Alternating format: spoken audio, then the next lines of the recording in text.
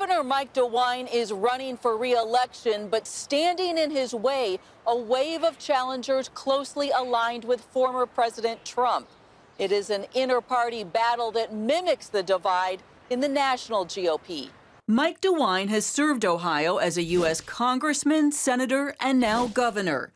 He sat down with CBN News to talk about his re-election bid and one of the highlights of the last year.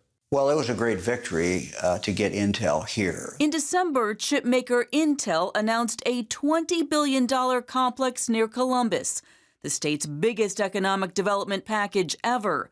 DeWine says it sends a signal. If you're thinking about moving or you're thinking about expanding, you need to look at Ohio. As of last month, DeWine also had big money, $9 million in the bank to appeal to voters before the May 3rd primary and beyond. Right now, he's well ahead in the polls with 34 and even 40%, giving him up to an 18-point lead over his challengers, former Congressman Jim Renacci and farmer Joe Blystone.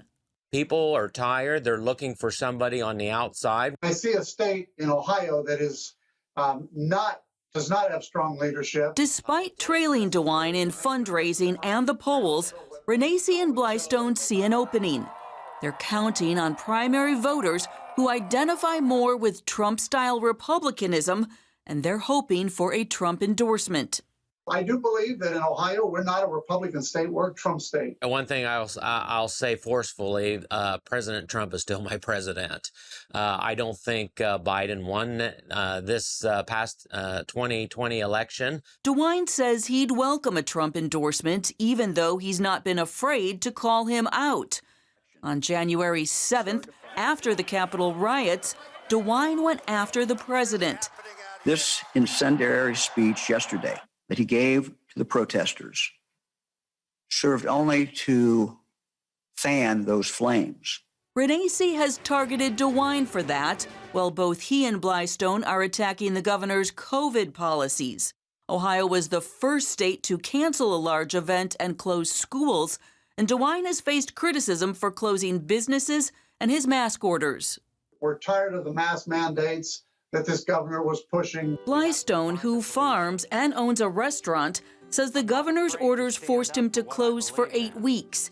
My employees rely on me to receive a paycheck so they can take care of their families, and when we have to shut down and we can't carry them through, that bothers me a lot. These three candidates do share similar views on Republican priorities, be it the economy, schools, immigration, abortion, or gun laws.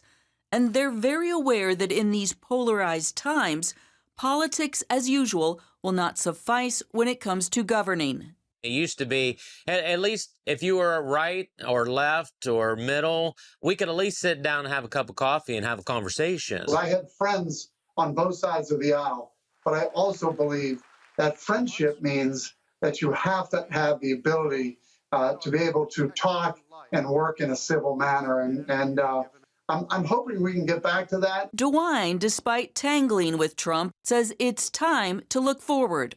I think it's important for us to focus on the 2022 race. He's also upbeat about bringing the country back together. We're a resilient people. We're a strong people. So, we're going to be okay.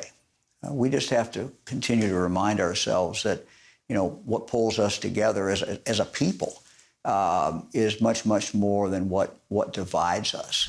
How the candidates position themselves in relation to the former president could mean everything in this race, with the stakes especially high in this battleground state.